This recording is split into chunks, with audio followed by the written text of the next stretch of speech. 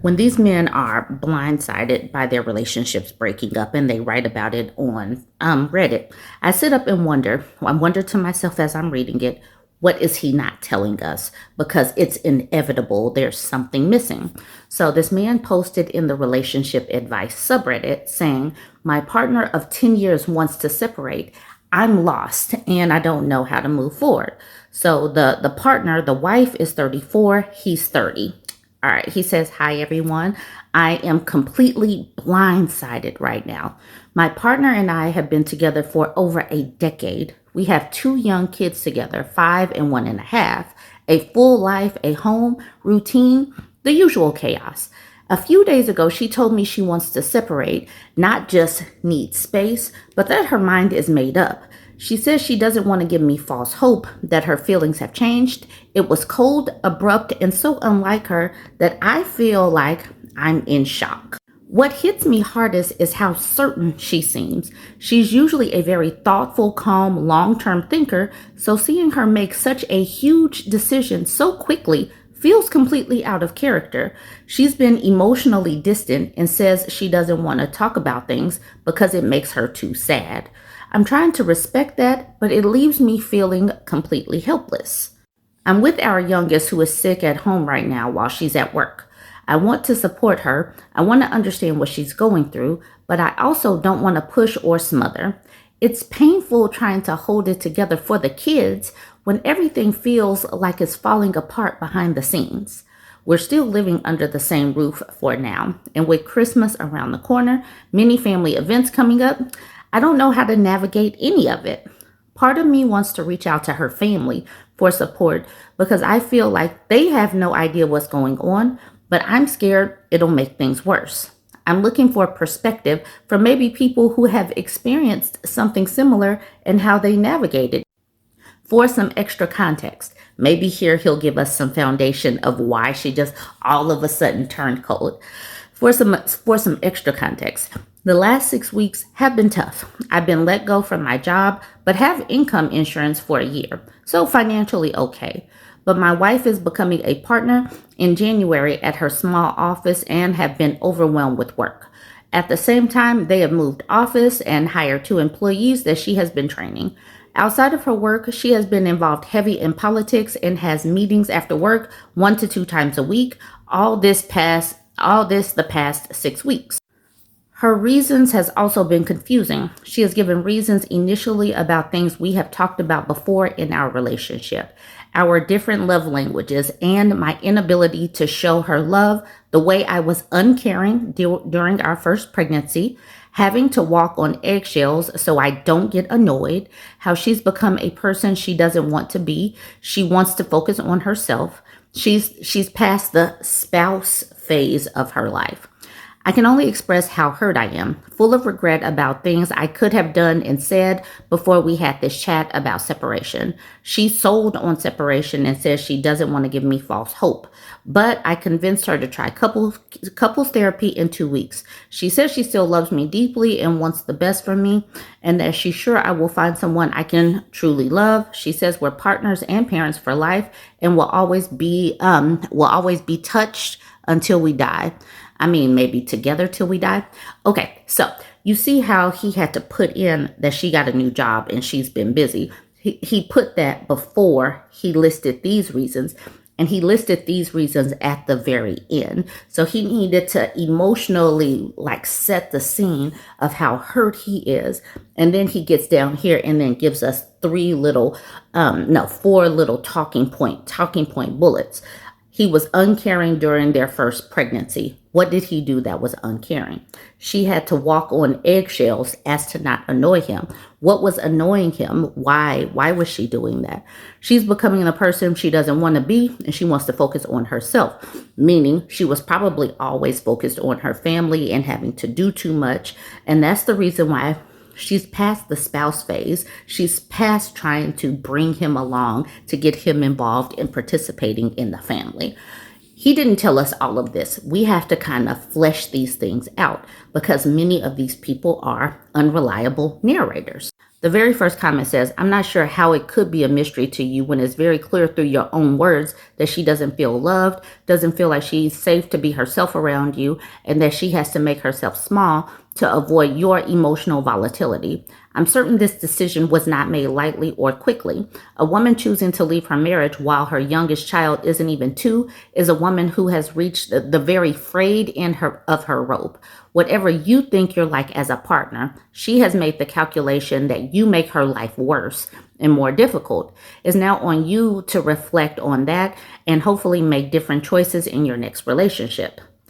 Tika Pan says, yep, I'm a woman, so I can only speak for the women in that if we're done, then we've been done. It never comes out of nowhere or blindsides the other person. The person leaving has said what they need and what is wrong, and the person feeling blindsided chose not to listen. Kara Berra says, OP's wife mentally left a long time ago. Been there. The therapy is just her trying to give a man she still loves, just not romantically, some closure. Another busy bee says, hi, OP. I'm going to give you a perspective. This happened to me, but I was the one who left. I was with someone for nearly 10 years. After about year 5, I felt myself starting to slip away. Everything I did, I had to do in their specific way. There was no give, only me rearranging what I needed emotionally, physically, and mentally, because otherwise there were arguments. I learned to express myself how he needed. I learned to accept criticism that was unfair because that's just how he was. I learned to accept that I had to be the one that changed until I didn't recognize who I was anymore. And one day I looked in the mirror and I didn't know who I was and started to gently push back. I tried to explain what I needed. I tried to advocate for myself. I tried to make it clear why I couldn't always be the one that gave. Yet every time there would be an argument and I'd end up going back to how I had been behaving because it made life easier. But each time that happened, I felt a little more out of love because we weren't growing as a team. We weren't working on what we wanted. We were living exactly how he wanted, and I minimized myself to make it work.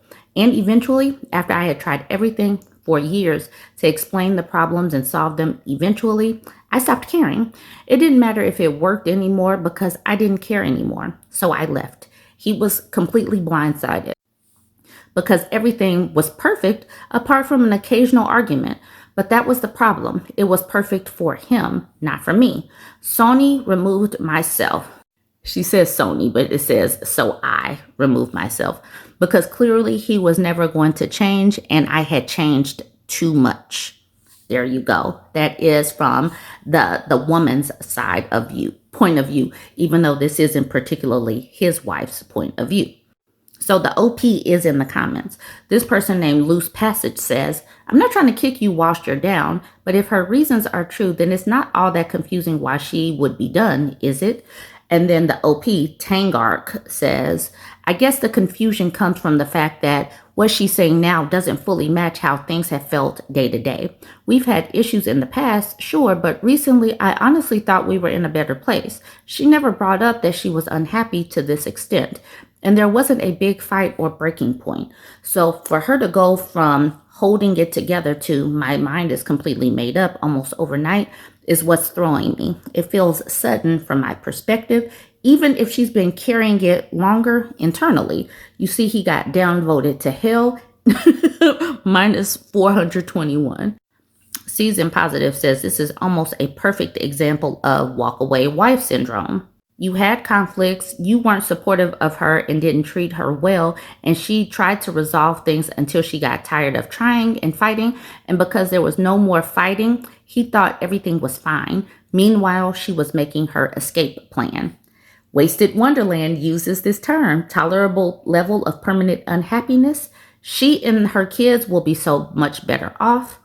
Freddie Noodle says, yep, I walked away after 15 years and 3 kids, and that was nearly 20 years ago. He still says he was shocked. OP, she is done. Save yourself some pain and let her go. Firm Distribution says, it seems she doesn't feel emotionally or psychologically safe to share her innermost thoughts, worries, stresses, and concerns with you. How were you uncaring during her first pregnancy? Why does she walk on eggshells to avoid you blowing up? Her stresses at work compounded with not being able to rely on you for emotional labor has led her to the conclusion that she is better off alone, and she's probably right. I highly recommend therapy ASAP for you to figure out why you were blindsided at all instead of seeing her withdraw over time. The OP responds to that. I understand why you're interpreting it that way based on what I shared, and I'm not trying to defend myself or paint her as irrational. During her first pregnancy, I was younger and less emotionally aware, and I failed to give her the support she needed. We talked about it many times over the years, and I genuinely believed we had worked through it. That doesn't mean the impact disappeared for her. If you're curious, 2 examples she gave was 1, I hardly helped her off the sofa when she struggled, and 2, while having the early contractions, I was just on the couch playing PlayStation. Oh my goodness, okay. As for walking on eggshells, she's never told me she feels afraid of me blowing up. I don't yell or get aggressive, but she mentioned I have a tone with her and am always unable to talk about emotions and important subjects like parenting. This is part of what makes me sad, that my defensiveness got in the way of us having important conversations about our relationship, and she's had to emotionally carry these feelings for years. I agree with you on therapy. Being blindsided like this shows me there's something important I've been missing or not picking up on. Whether or not we stay together, I want to understand my blind spots so I never repeat this pattern. This dude is all in and through these comments. I'm going to read another good one, but this person, Torbani, responds with, you don't have to be yelling or aggressive for someone to feel they can't address things with you. The attitude you express, like the tone she mentioned, can be enough after a while. Can get that way, so I get it. It takes me stepping back and thinking of my behavior and how it must feel or look from the outside to see it. Would she consider couples therapy, or is she just done? It sounds like this woman is just done. The OP does respond to Torbani saying, for sure. I mentioned in another reply that I can go to bed without saying goodnight or talking minimally to her when triggered.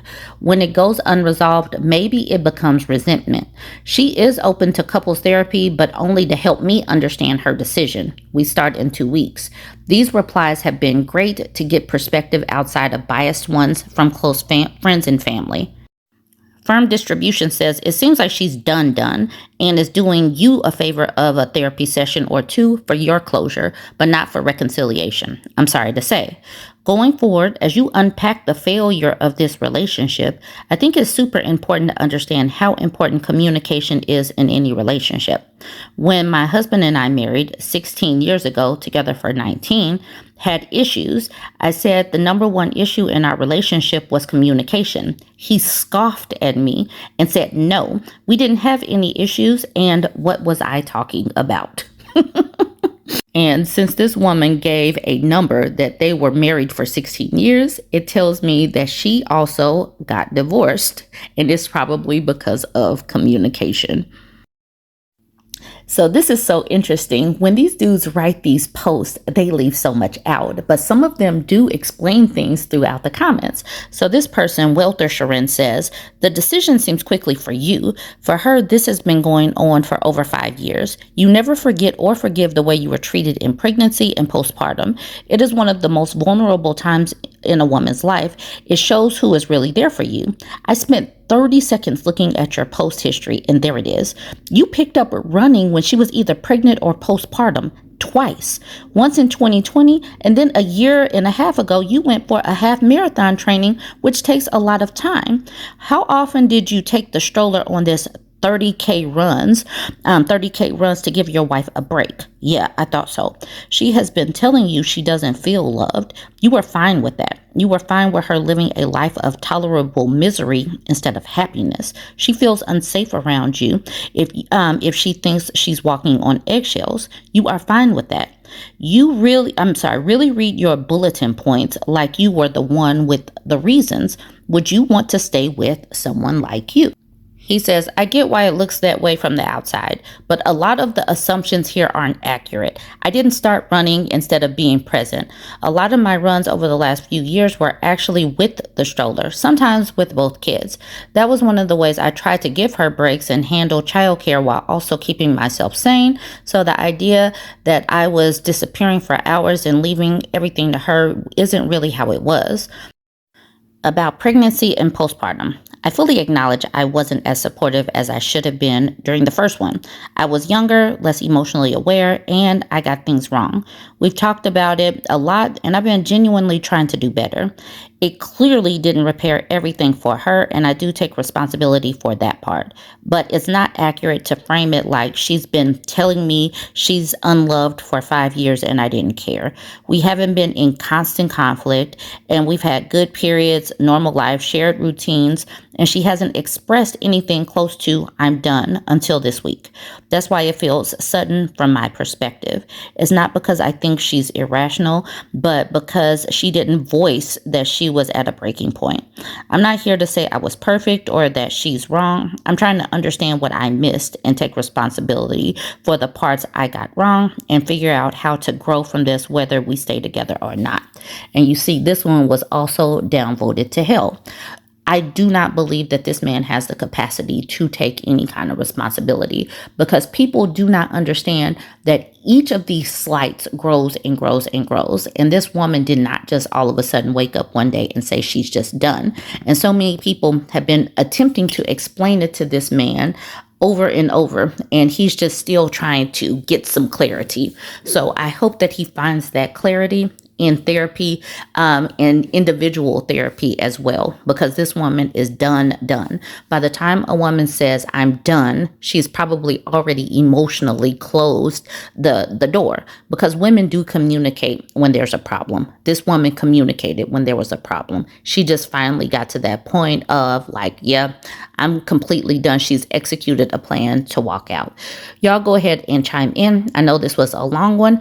Let me know what you think about this one. Don't forget to. So this woman says, "Am I overreacting?" Husband says he doesn't like that I'm more assertive now that we're married. So what is assertive? She has opinions. She speaks her mind. Maybe, Lord forbid, she has some boundaries or something like that.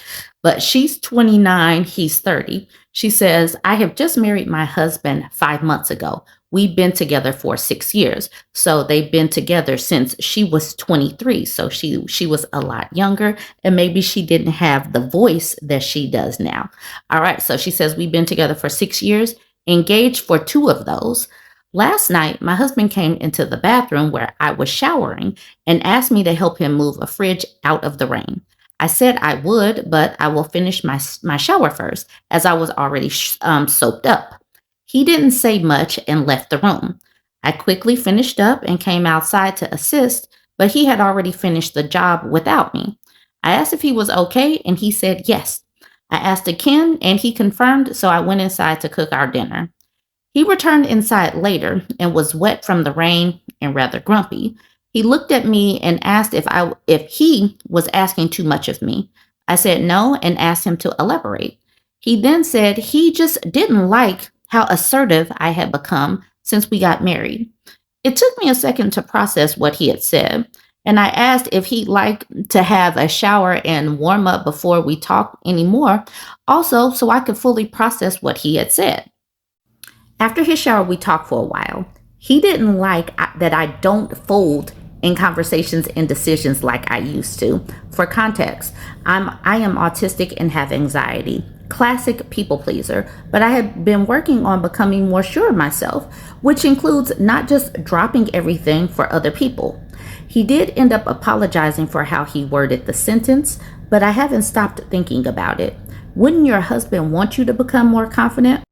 All right, so she gives another example of her asserting herself. She says, "We're both on the couch and he asked me for a drink." So they're both sitting there chilling. He says, "Can you get me a drink?" And they're both sitting there. He's an able-bodied person.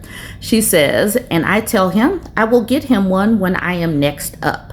Previously, I would have jumped up to get it straight away. So am I overreacting? I don't know how to move past it. He knows it really hurt me." So she's not jumping when he says jump. He thought that he had trained a pet. And it comes to find out he does not have a pet. He has a spouse who is an adult woman, and he's not going to be able to just bark orders and she just jump. The first thing that made it click into her brain is that he wanted her to jump out of the shower immediately to do his bidding or do what he wanted. And now she's seeing that, yeah, he doesn't like it that I actually have a brain and opinions and I'm not just going along to get along. That will really harm a man's ego if he thinks that he is just there to lord over a woman and not actually have an equal partner in a spouse. Some of these people do not see women as being equal partners, and it shows. Let's look at some of these comments. Fairy Goth Mom says, husband doesn't like that I'm setting boundaries and having self-respect and sticking up for myself. Also, what did he expect you to do? Jump out of the shower naked and soapy? Come on. Coast and Curious says, sounded like a test. And then Fairy Goth Mom says, yes, agreed. Sounded like he has a control issue. Now, Max Power says to this woman, Fairy Goth Mom, femcel alert. Because they don't like women that have boundaries and self-respect. They just think that women are there to be the entertainment for a man, the servant of a man. They really believe this. And if you are anything outside of that box, you need to get insulted in some way. Repulsive Block says this exactly. Like, dude, you married someone who was working on themselves and getting healthier, and now you're mad about it? That's a red flag wrapped up in a marinara flag, honestly. The shower thing is so ridiculous, too. What was the rush that couldn't wait literally 2 minutes for you to rinse off? And then Can of Beans says it was about control.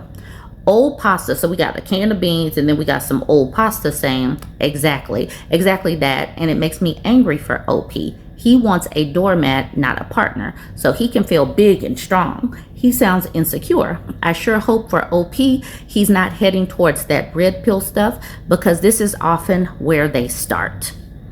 I'm glad that so many people are seeing this exact same thing, because these Theo bros, these red pillars, these manosphere men are very open and honest about the fact that they want someone submissive that they can boss around like a pet. OU Little Minx says, so he didn't want a confident partner. He wanted a submissive maid he could boss around and sleep with. Woof. Okay, Nothing says, and has the audacity to even say that part out loud. What is he hiding if this is what he's open about? Brave Force says he's telling on himself. He didn't want a wife. He wanted an employee who never says no. And then M. Kim says an employee who doesn't have to be paid but earns him money instead. I think that has another name other than employee. And then she responds, I think you mean there's another name for what he is or wanted to be. He wanted to be an enslaver.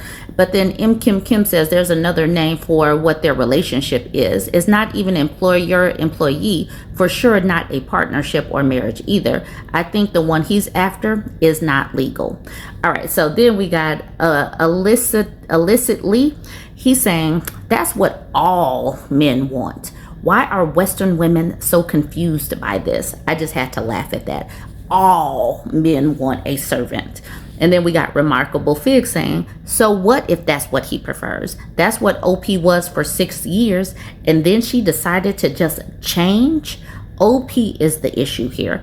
OP had the nerve to get a backbone and stop being a doormat. She is the problem.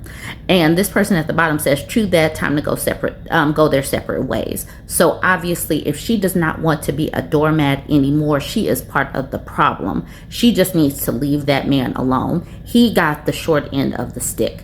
I do want to know what y'all think of this one. This one made me laugh because some people genuinely do believe that some women are just going to stay small. That is one of the reasons why they attempt to get women so young. And this is the reason why I will continue to point these things out, because I need teenagers to know and understand that they are not It's not a validation thing to get chosen by one of these older men.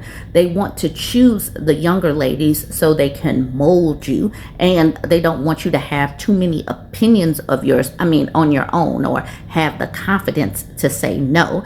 They think that they're going to be able to boss you around and train you. And so this is the reason why I will continue to say, do not give your 20s to a man. just don't do it. She was young when she got with this man, and now she's starting to grow that spine a little bit. She's standing up a little bit taller. She's having some boundaries, and he's like, whoa, I didn't sign up for this. Y'all let me know what you think. Keep talking to your daughters. This man asked this question in the Ask Men Advice subreddit. He says, why do women get often so angry when I kindly ask about their past? He had to put kindly in there. He says, when I get asked, I never get angry or hide anything, be it my height, job, past relationships, financial situations, or my future plans. But as soon as I ask at some point about their past, doesn't matter how I phrase it, they get angry or don't answer, and shortly after, I instantly sense their interest dropping.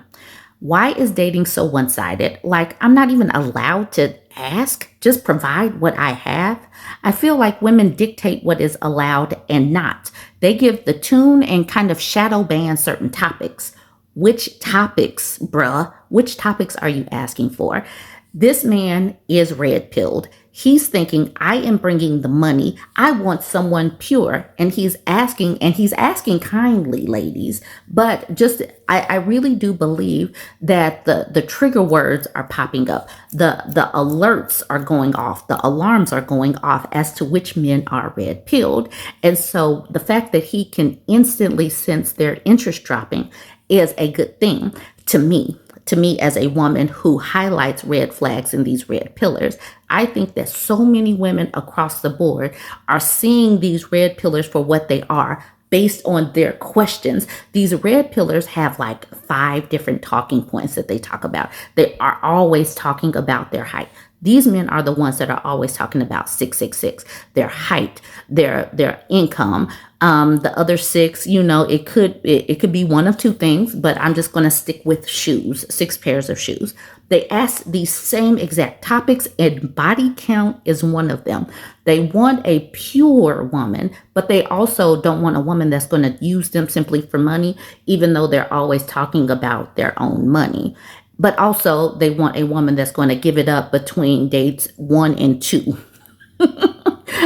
None of this stuff makes sense, but we're all starting to see the commonality in these men and how they speak. Okay, so let's look at some of the comments. Droopy Vado says, you are picking the wrong people, brother. The ones that get defensive or upset are not worth your time. And to that, the OP says, I learned it the hard way. But what makes me in return angry is that they get angry at me. Like, why do you charge your anger at me for simply just asking? I didn't do anything. Frosty Comfort, another man, says, why get angry? Be happy you dodged a bullet. Better ask earlier next time. And then Open Science Nurse says, you're not innocently asking them questions from a place of curiosity. You're going to judge them based on their responses. Normal people get defensive when asked judgy questions.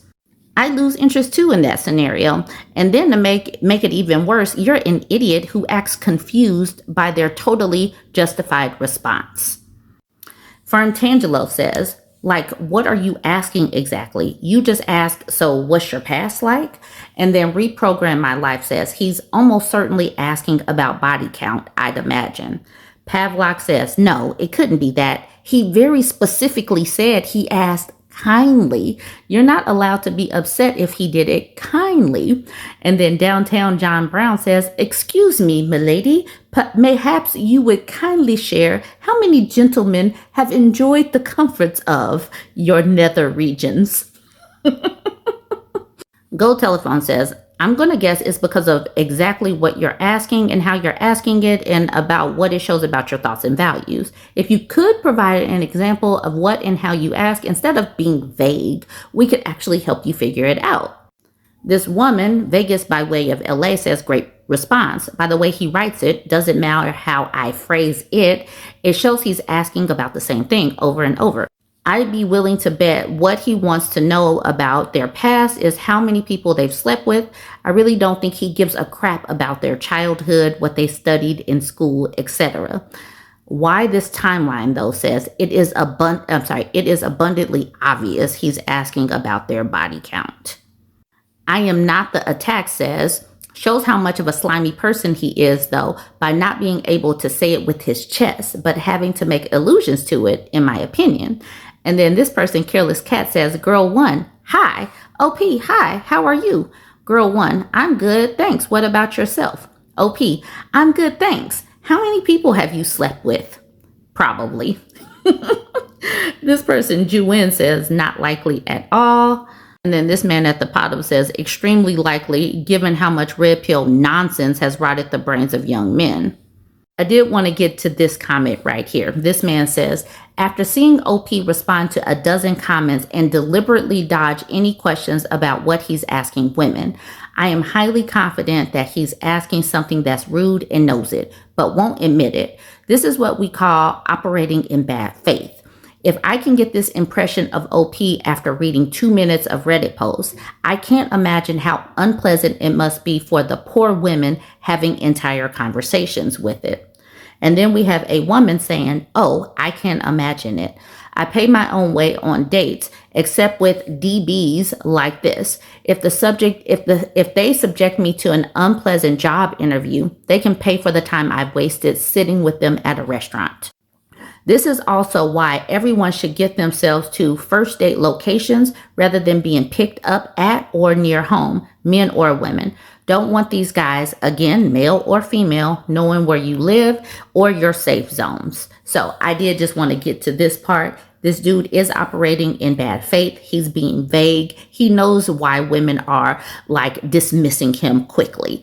And I am happy for this. And I wanted to do this post because I want us to keep on talking about the red pill. This is the reason why. This is precisely the reason why I go into men's spaces. I go into men's spaces so we can hear what they are talking about. We see their experiences, and also so that we know how to navigate against the bad faith men, the ones who just want you to be a wife appliance and serve them, the ones that are only wanting to use you as a masturbatory tool.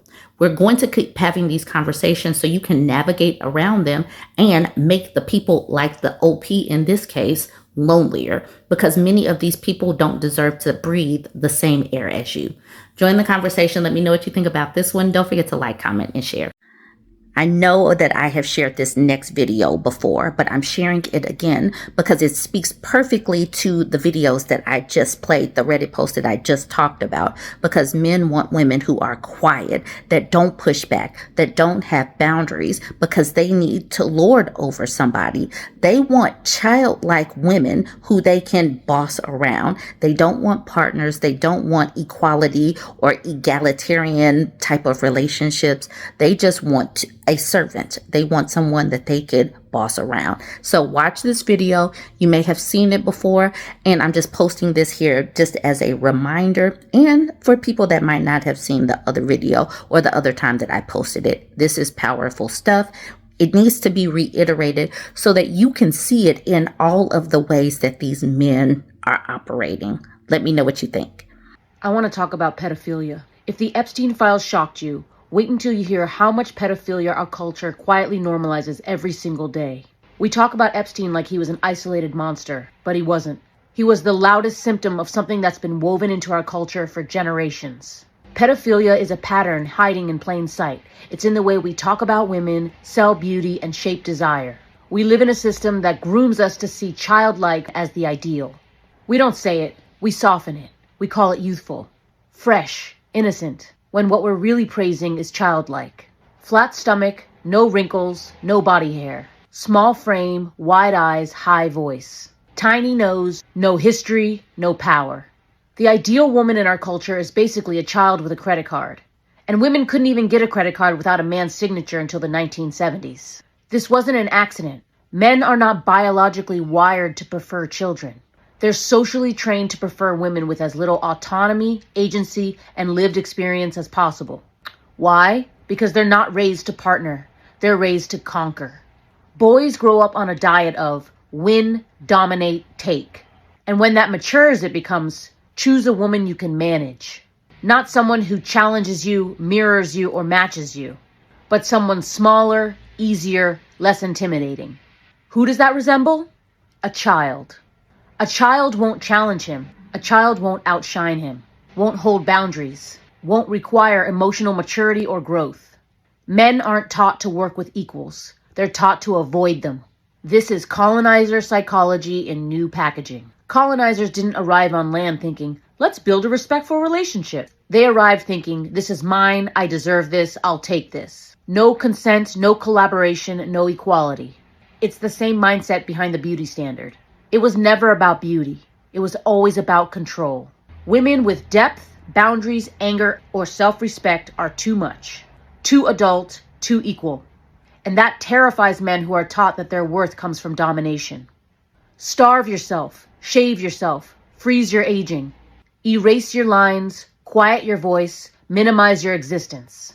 Why? So men don't have to evolve. So men don't have to communicate. So they don't have to collaborate. So they don't have to face a woman who sees them clearly. The beauty standard props up the fragile ego, not the woman. Here's the truth. The more adult a woman becomes, the more powerful she becomes. A grown woman's face tells a story. Her body holds wisdom. Her voice has depth. Her boundaries are firm. Her identity is self-created, not male-approved. And patriarchy hates that. Because a woman who stands tall isn't a child to conquer, but an equal to reckon with.